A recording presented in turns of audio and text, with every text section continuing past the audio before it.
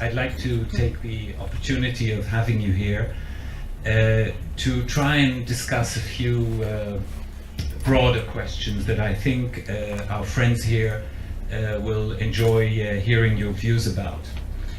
And I'll start, if I may, with a very broad question that is that I bring up because I have this personal impression when I travel and meet friends around the world that there's this general feeling of unease about what's going on. There's this feeling, people have the feeling that they don't recognize the world as they were used to it, and they don't know what to make of it. Is it a feeling that you share? Can you explain it? Thank you, Daniel. And Jonathan, first of all, let me say it's a real pleasure to be here. Mishkanot which Walter was telling me we can translate roughly as a peaceful dwelling.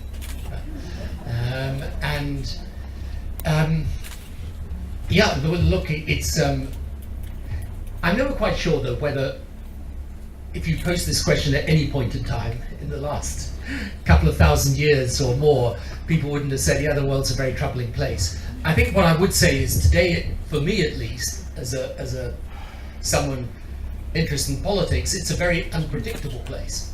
And I would say that its unpredictability is right now, and its volatility are possibly the chief characteristics. So, you know, I say to people nowadays that I've gone back to being a student of politics, because I used to think I could more or less do this business, and now I think maybe I can't really. There's lots I don't understand and I'm trying to understand. So the one thing that is there in my mind worries me is whether, you know, we've taken so much stability for granted, really. Okay, we've gone up and down, and you know this, and when you look at the past 70 years here, obviously, you know, you've had immense challenges and so on. But if you look at the West as a whole, at least, you know, since the end of the Second World War, we've more or less kept the thing on an even keel, give or take. I have a sort of question at the back of my mind whether we've taken too much for granted, or we are in danger of taking too much for granted. So this is an anxiety I have, but it's an anxiety that if you ask me to go into a deep rational analysis of it, I can't quite do it.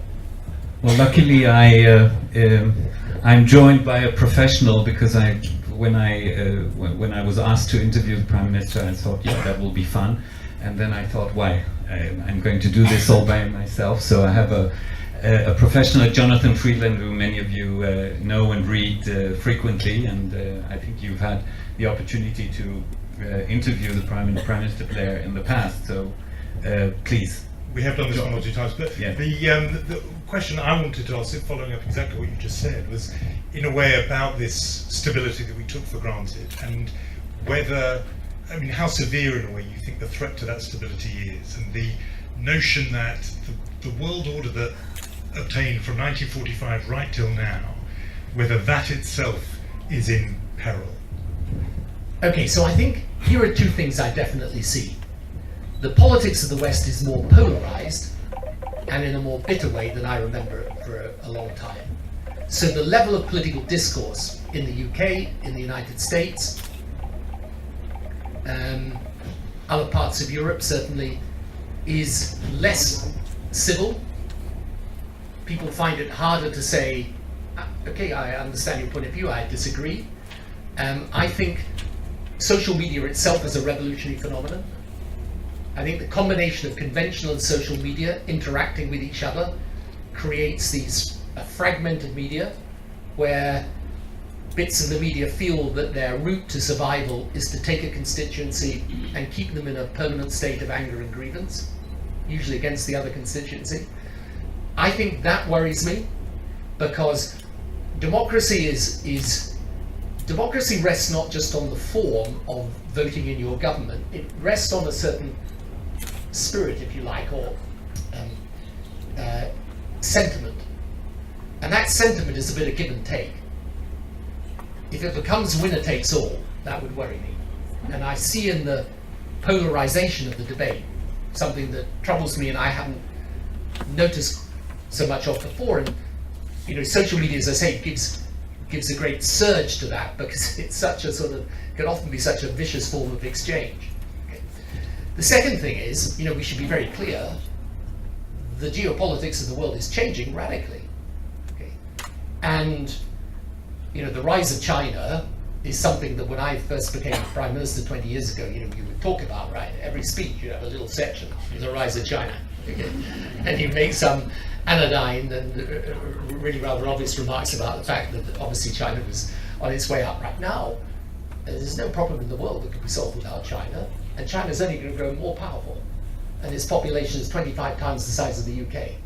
So, you've got India coming behind, right?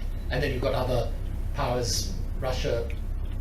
In time, I think you will, apart from the United States, obviously, but you've then got other large population countries that are going to be powerful players in the world.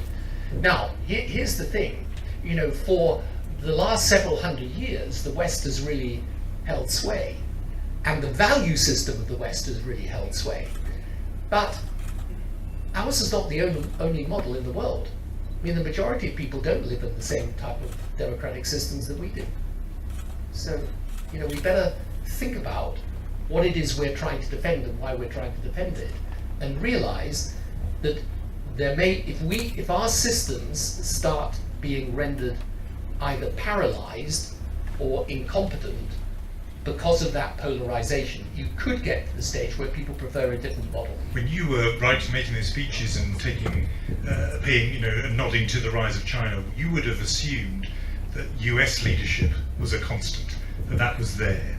And now, is among the things, in the set of things you're worried about, and you mentioned things are unpredictable, the election of Donald Trump was not predicted by most people.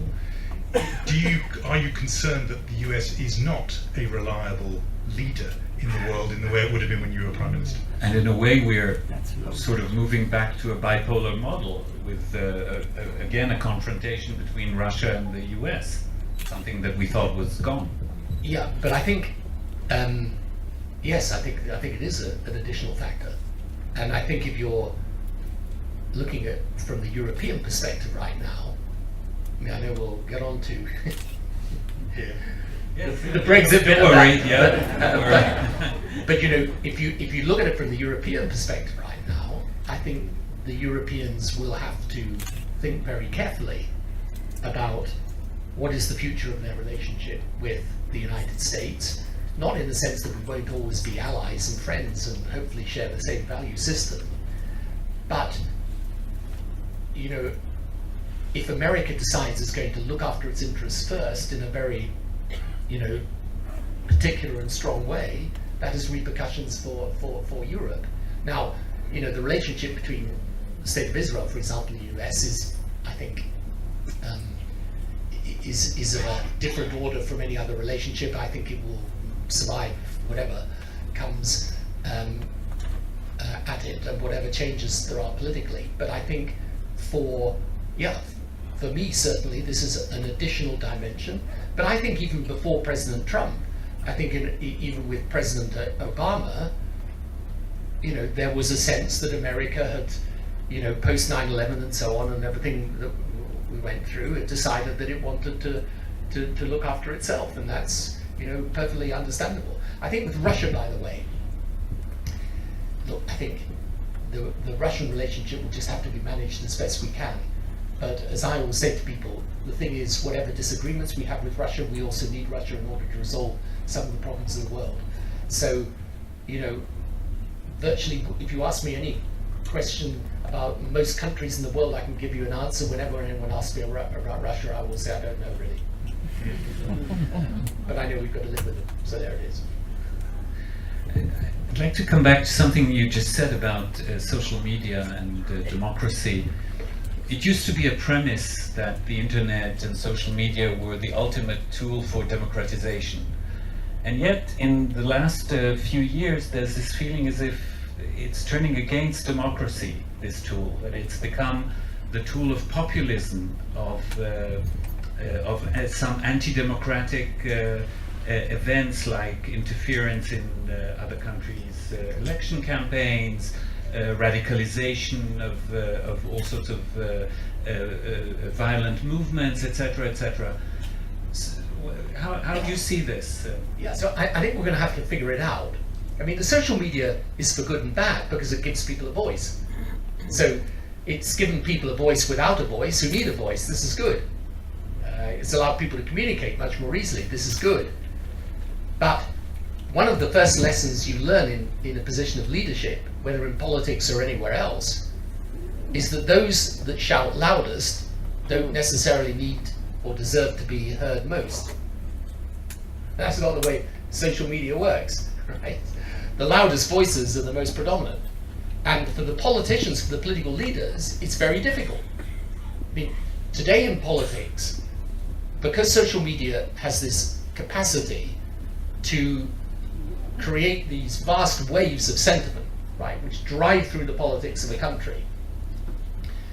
So what do? Do you get out your surfboard and surf it? Or do you stand there and let the wave break over you? Right? The number of people prepared to do the latter is quite small. And as it goes on, most politicians are working out how they get in a surfboard and surf it.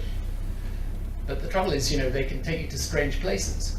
And one of the most difficult things when you are a political leader again, is you've got to work out, you're always going to, hopefully you'll be stepping forward and you'll be maybe trying to lead people forward. But you want to look round as a political leader and find someone behind you. Okay. Social media is a disorienting thing because you don't know when you've got 100,000 people saying something on Twitter. Do they represent 100 million? Do they represent 10 million, or do they actually just represent 100,000? This causes huge problems for politicians. So this is why the impact of social media and the way that politics is conducted today, I think, we've got to get up to speed with this. It's got to start becoming an issue. I actually think you've got to debate what the modern media really means and how we create a situation in which people can exchange necessary information with a reasonable degree of integrity around it so that they can have a proper political debate. It's very hard to do that. You don't tweet yourself, do you? Well, not intentionally, but no, I don't. I mean, I've thought about it, because obviously it seems to work for some people. But some people become presidents of the United States. That's right, but if someone asked me to tweet the answer to the Israeli-Palestinian issue, I'd find it somewhat limiting. And I think this is the danger, by the way, that you just get kind of, it's and it's also this is a very interesting thing as well, because it is revolutionary and it breaks up the notion of the professional politician. Okay. Now, here's the thing. It's a very unpopular thing to say. Everyone kind of hates professional politicians. But the thing is, there's a bit of politics, of course. The source of politics and people in politics should be the belief, conviction, sense of mission, what you want to achieve in the world. But some of politics is like a business, like any other business, right? I mean, people don't want to hear this, but it's true. Okay. You can do it well, you can do it badly. Now, if you were running Manchester United, and the management came along, people who owned the club came along, they said, look, I tell you what, we don't want Alex Ferguson, we don't want this guy Mourinho. Stand up the most passionate fan. You should run the club. And what would you think? You think these guys have gone crazy, right? Or, if you want heart surgery, you want a heart surgeon. You want someone that's passionate about your heart. So, there's a bit of politics where you actually require people who are trained and schooled in the business of politics. But this is a totally discredited notion today. But actually, when you think about it, if you're handling really complicated, difficult challenges, it helps to have built some sensors over time. I think we're going to get on to Brexit quite soon, but before we do, there was just one question I wanted to ask you in the sort of wider international sphere, and it relates a bit to your time as Prime Minister. And that is, in the American press, there was quite a lot of analysis of the North Korean regime and its calculation about its desire for a weapons program. And one of the things they said was that they closely watched, first of all, the outcome in Iraq in 2003, but then the outcome in Libya. And the conclusion they drew was that it pays to have nuclear weapons, and that Gaddafi had erred by giving them up. and that Iraq was vulnerable because in the end they didn't have them. Do you think the invasion of Iraq, that obviously you were involved in that decision, has changed the calculus of deterrence in the world and encouraged a whole lot of regimes to have these weapons when before they might not have done? Well, the very initial thing, by the way, that it did, because in 2003 the Iranians came back into talks, having been outside talks, and actually their nuclear program really came out of the Iran-Iraq war in the 1980s, where the use of chemical weapons by the Iraqis caused such casualties on the Iranian side that they decided to go down the nuclear route, and of course the North Koreans came back into talks in 2003.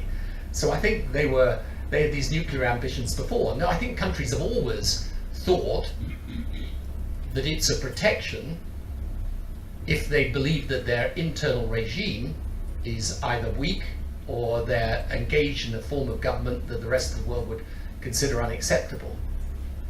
But you know, the problem in North Korea is very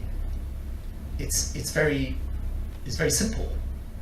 It's that you can say what you would do if they initiate aggression. And I've no doubt that if they didn't initiate aggression, the Americans would respond with overwhelming force. The problem is to take action in order to prevent them finally achieving that capability. This is very, very difficult. And this is why, you know, people frankly search for and are searching for diplomatic solutions, because the difference between the situation on the Korean Peninsula and the examples you gave earlier is that the conventional weaponry that the North Koreans have literally on the border, a short distance from Seoul, is enough to devastate the country. So this is why, you know, everyone who has grappled with North Korea has found it a highly intractable problem. And you know, we look obviously to the Chinese for leadership on this, but you know, I think you can overestimate as well the degree to which the North Korean regime will listen to China, since I think the leadership in North Korea today, at least, also distrusts the leadership in China. But in theory, we might be facing a situation where two countries with nuclear power will have some kind of confrontation, the US and North Korea. That's a situation that we actually never encountered. Yeah, and this is the reason why it is so important that we investigate every option we can, is because the consequence of North Korea with full nuclear capability is obviously extraordinarily challenging and dangerous. And as you can see from the fact that they fire a missile over Japan, this is not a regime that will obey the normal canons of reason. All theories of deterrence are sort of shaken. Yeah, I think that but you know, Jonathan is right. The reason why they want to acquire this capability is for self-protection. Okay, let's move from non-conventional to unconventional. Brexit. Let's start maybe, for the sake of the audience, through your own eyes. Could you try and walk us through the process that led to Brexit, to a decision of the United Kingdom to leave the European Union? How did it come about? Well, in 140 characters. Yeah. Precisely. I think people's lives are very difficult post-financial crisis. I think there's huge concerns in Britain, as everywhere, about immigration. I think there's a feeling of certain groups of people that they have been ignored by government. And then there are people who passionately believe Britain's best future lies outside of Europe. So I think a combination of those different elements came together, and you know, the referendum, you could hold a referendum of that nature in many countries of Europe and get a similar result, by the way. Well, some have held... Not at this stage. Not at this stage, at earlier stages. But, you know, the fact is as well that, of course, see, here's the thing about an election campaign. If you're fighting an election and the question on the ballot paper was, do you like the government? I'm promise you there's no government get re-elected. Right? But fortunately, for those of us who had to fight for re-election, it's not. It's do you like these people or these people? Right? The problem with the Brexit referendum is we don't know what the alternative is yet. And I think what there will be in the UK, I think, but you know, pay no attention to my political predictions now. I think there will be a growing feeling that we need to see the terms of the new relationship before we finally agree the divorce. Have you been surprised that there hasn't been more evidence of cold feet already among British voters? In the year and plus that's passed, there's been lots of evidence about how difficult it's going to be. The currency immediately was heavily devalued. You know, Toyota this week saying they may pull out. More and more stuff like that showing how difficult, stroke damaging it could be. Yet the polling numbers are stubbornly where they were on June the 23rd, 2016. You know, you now describe yourself as a student of politics, but you know, were a master of electoral politics. Are you not surprised these numbers haven't shifted? I don't know. I think, first of all, I think, by the way, people think it can't be changed. Right? They think. Can it? Well, it can be changed, but the people who have to decide it was going to be changed, but you've got to get a vote through Parliament at some point on this. So, and Article 50 is frankly unclear exactly what the status of the Article 50 letter, which is the letter triggering the leaving of the European Union. I think as well that there were great predictions of the economic collapse that people expected to come immediately. Now, our currency, frankly, is down significantly, and that is a pretty good future prediction of what at least the financial markets think of our future prosperity. And I think underneath the surface, I think there is real economic damage. But I think people, for the moment, they're not convinced yet. And also people feel this was an opportunity that they took to shape the political system, and they're very reluctant to let go of it.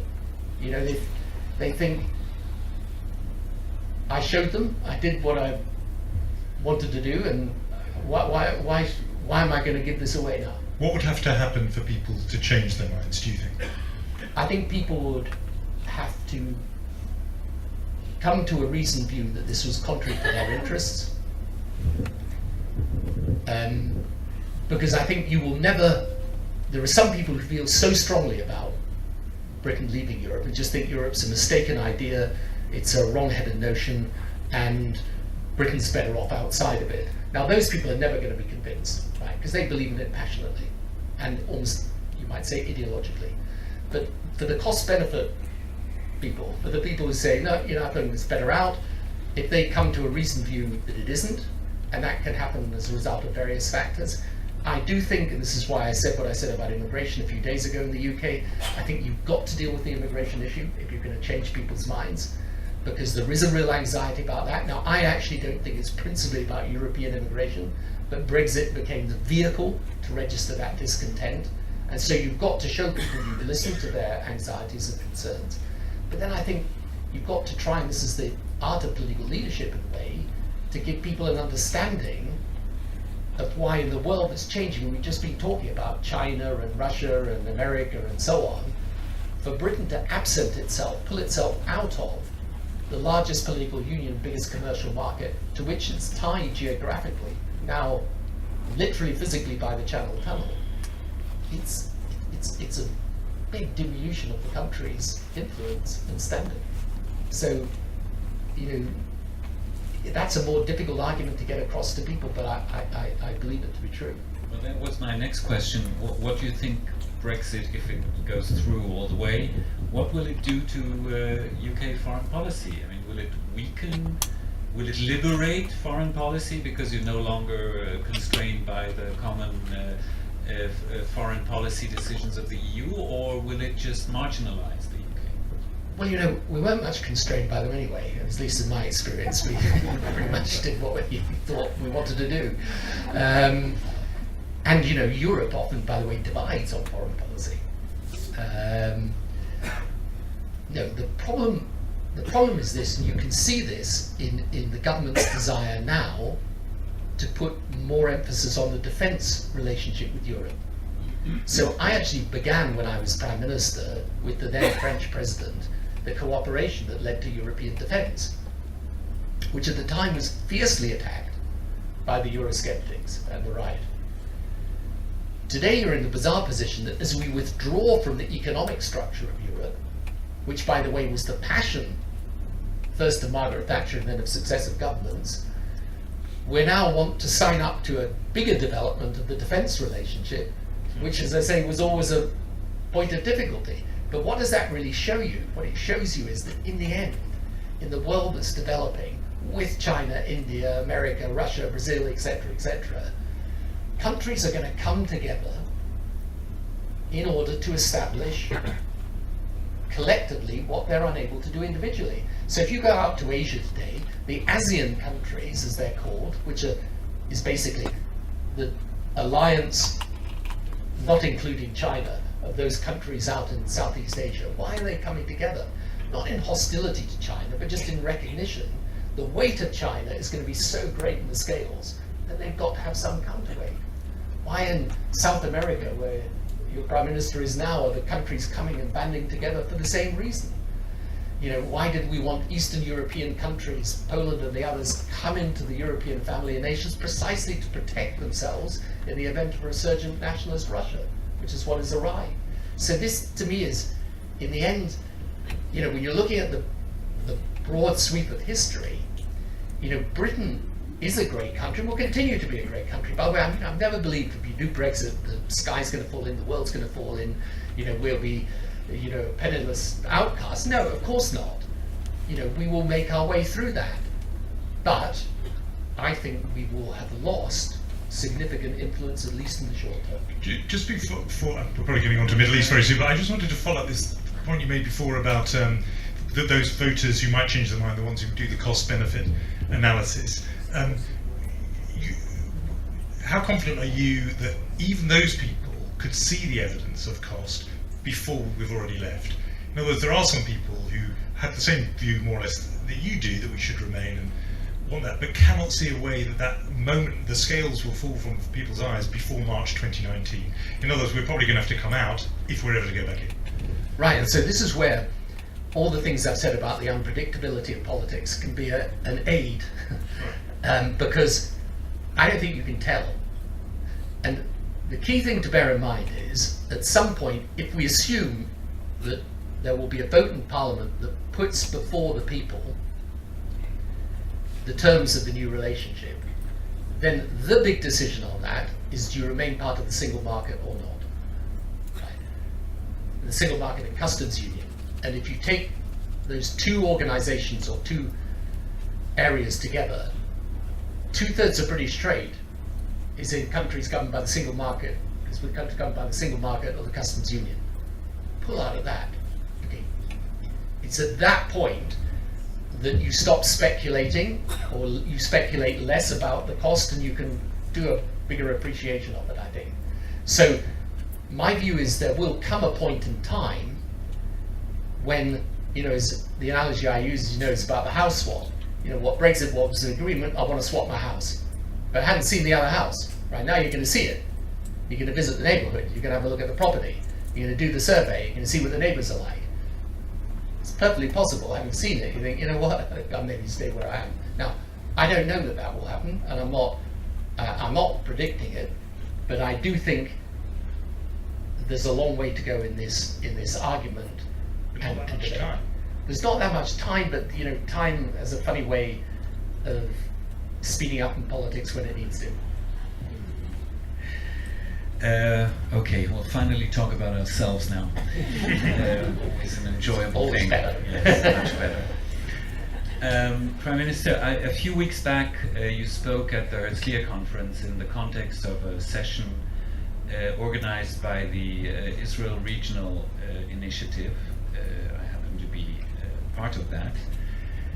And the reason I'm part of that is precisely because my friends and I in that initiative believe that the future of this region should be like the other regions you described, like Asia, like South America, and that the Middle East will benefit tremendously by beginning to function as a region. And there is clearly, I think it's already conventional wisdom to say that there is clearly an opportunity for that today. It's volatile, it's complex, and above all things, it depends on our ability to resolve the issue with the Palestinians, because we can't integrate the region without that. So this is conventional wisdom, and everybody's repeating it, including our Prime Minister and many foreign leaders and Arab leaders, and yet nothing is happening. So what should we do? Well, Exactly what I want. Tony, first of all, I think the Israel Region Initiative is a great idea, and I congratulate you and your colleagues on what you're doing with it. And this will bear fruition, in my view, in the end. I mean, whereas I'm a little pessimistic, I mean, this will strike you as very odd. I'm a little pessimistic about the state of Western politics right now. But actually, in the region, despite all of the problems, I can see a way through to the future, which is peaceful.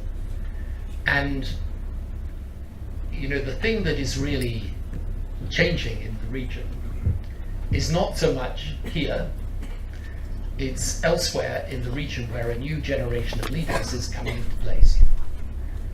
I think the advent of Mohammed bin Salman in Saudi Arabia is of huge significance and importance.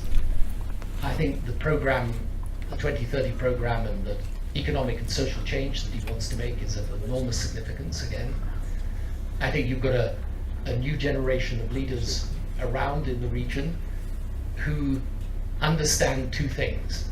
Now, it's going to be a struggle to get there, but they understand these two things. The first is there is no solution to the economic problems of their countries until they get proper rule-based economies. Okay. One of the reasons why Israel's a successful economy is you've got the rule of law. The second thing they realize is that the politicization of the religion of Islam is a mistake, and you need to relieve yourself of that mistake in order to make progress. They understand that in a way that I have not seen in this region since I first took an interest in it 25, 30 years ago.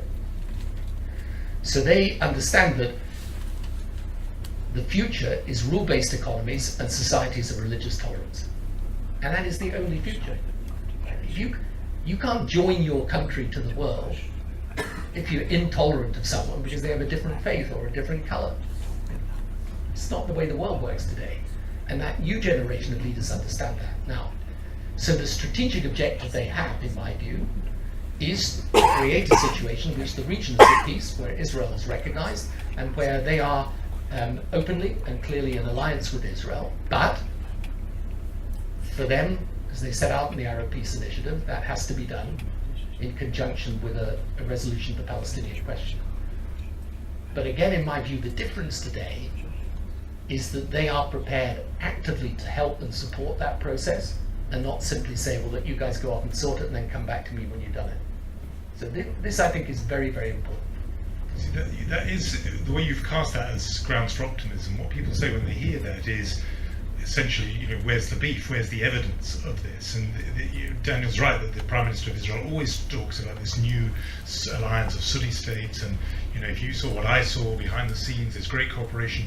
And one Israeli journalist I've spoken to says, "Show me, I'll believe this." He says, "when I see even one photograph of even a low-level Gulf official with a low-level Israeli official, then I'll believe it. But still, there is not even that." So, you know, you and he and others have been saying this kind of optimistic message for 2 or 3 years about this new alliance, but where's the evidence of it? Sure, I completely understand that. It's one of these situations where you're obviously engaged in something that has got a lot of different elements to it, where, let's say, there is sometimes an inverse proportion between talking about something and doing it. And therefore I understand why people are skeptical. But I think actually that's not the thing that you should look for first of all, is the photograph. The thing you should look at first of all is are they starting to make changes in their own country? Right. That's what we should look at first. And I think when you look round the region, you can see these changes happening. And those are the things that in the end are going to create the circumstances where there is a natural alliance, not just of interests, but of basic values, right? And so I think this is not just about the fact that obviously the Gulf states and Israel have a common worry about Iran, okay, a common worry about Sunni forms of extremism. It's also think what cooperation could do in technology. Think what it could do in culture, right? Think what it could do for the prospects of economic development. Think how powerful it would be if the Middle East region went as one region to America, to Europe, and said, this is the agenda we need delivered. Think how powerful that would be. Okay, so this is something I think that will, obviously it's going to take time, but if I wouldn't have had this conversation when I first did this role 10 years ago. I just wouldn't have been having this conversation. There would have been nothing to have the conversation about. And it's an interesting thing to me about the Middle East. One of the things I'm finding, so just to digress, but I think it's quite an important thing, because I'm obviously seeing the leaders in the region and talking to them. And one of the benefits actually of got out of the quartet role and doing what I'm doing now, just on my own account, is that I'm able to have conversations where people feel they're having with me, but I haven't got a whole system that's kind of watching me and taking notes and so on. But here's the thing that really interests me. That is the leadership in the region starting to formulate an idea of their history over the last 70, 80 years that does not depend at all on the demonization of Israel, but is rather looking at their own internal problems. And we're here discussing this because of David Dangur and the Dangur family's commitment to the centre and to UK-Israel relations. But it's a fascinating thing to think that there was that Jewish Iraqi family, doing well, creating great business in Iraq for many years, and then the expulsion of Jewish communities right across the region. You talk to many people today in the region, and they will identify those expulsions which happened in that period of time as a real negative of the development of their countries. Now that again is a conversation I would not even had sort of 10 years ago. It wouldn't have even been a topic of conversation. So what I'm saying is, you can measure this, and there are things that I can say and things I can't say, but you can measure it in photographs and summits and so on. But what is interesting to me is the quality and nature of the conversation I'm having in the region, which is different from anything I can remember. When you say that your impression is that these countries are prepared to take a more active role in promoting a solution between Israel and the Palestinians, what exactly do you mean, beyond just dangling the benefits in front of the Israelis?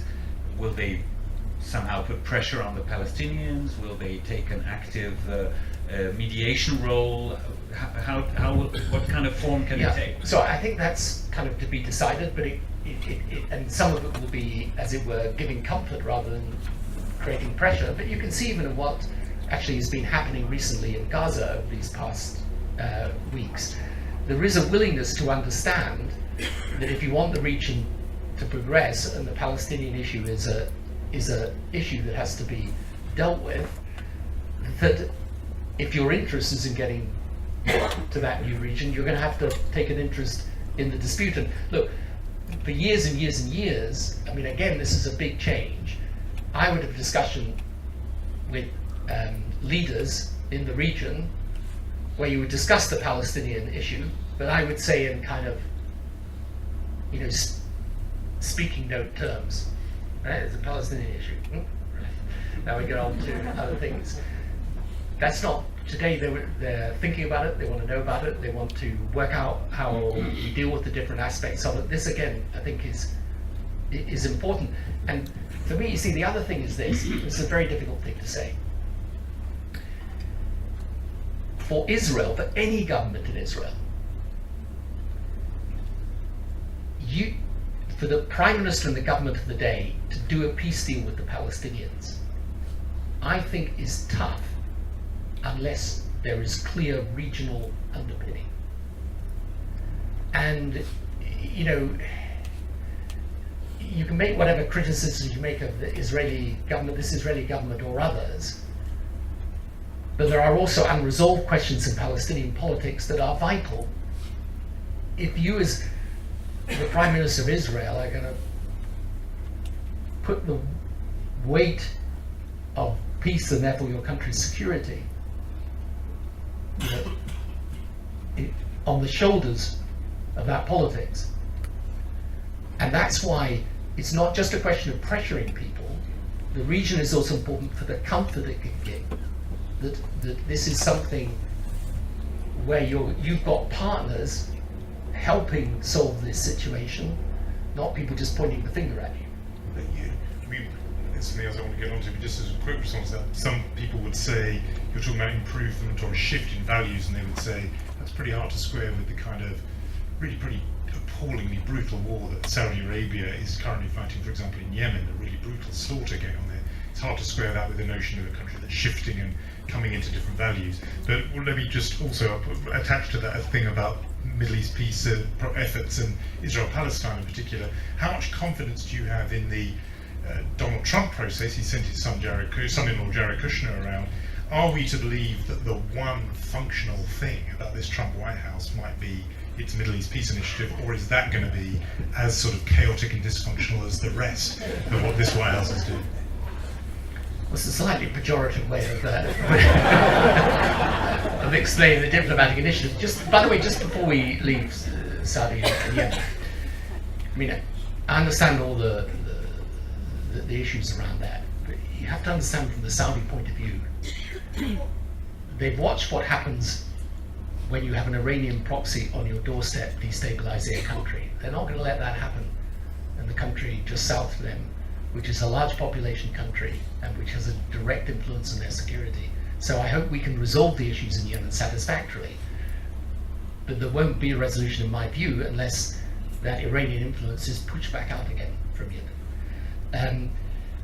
In respect of the... But it's coming at such a terrible cost. Well, this is the problem with warfare. Whereas, so if you can get to the point where you're going to have a resolution of this, and I think there are resolutions that you could have in Yemen, this would be, you know, of enormous benefit. But you've just got to understand how they see this strategically in terms of the balance of power within the broader region. In respect of the peace process now being run from the White House, well, I think we just got to give them a chance and see what they come up with. I do think, because of what I've been saying, I think there are new opportunities today, but I have one very, very, very clear lesson that I take away from, as I say, the 10 years now when I've really, you know, I could talk to you about the peace process and what's happened in the last 10 years for many days, and I won't, but I'll sum it up in one sentence.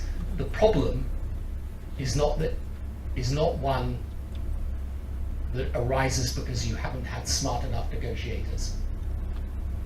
It's the context that's the problem. If you change the context, you can have the negotiation. You don't mean if you have a less smart negotiator, it might work a bit better? And that the Jared Kushner appointment is a real masterstroke. We can find a few. This is the Guardian coming into this, I feel. No, look, Jared is perfectly smart, and so is Jason Greenblatt, the negotiator. All I'm saying is that in the end, this is... Look, I've lived through the Condi Rice one, the George Mitchell one, the Hillary Clinton one, the John Kerry one. The John Kerry, by the way, was the most immense effort. So they're all very smart people. So it's not because you can't sit around the table with smart enough people. That, in my view, the absolute core of this is to change the context, and then you can have a successful negotiation. this is why the regions are full. Well, we do have to end, unfortunately. I must say that the most puzzling thing that I heard from you this afternoon, and which I must admit is the first time I've heard a world leader speak this way, is that you come to the Middle East to find comfort in optimism.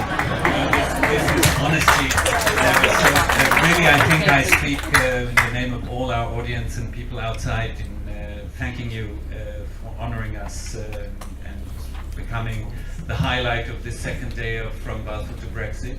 And thank you, Jonathan Friedland, for your thoughtful questions and remarks. And please remain seated. We will rearrange a little bit here and we will continue in a moment. Thank you very much.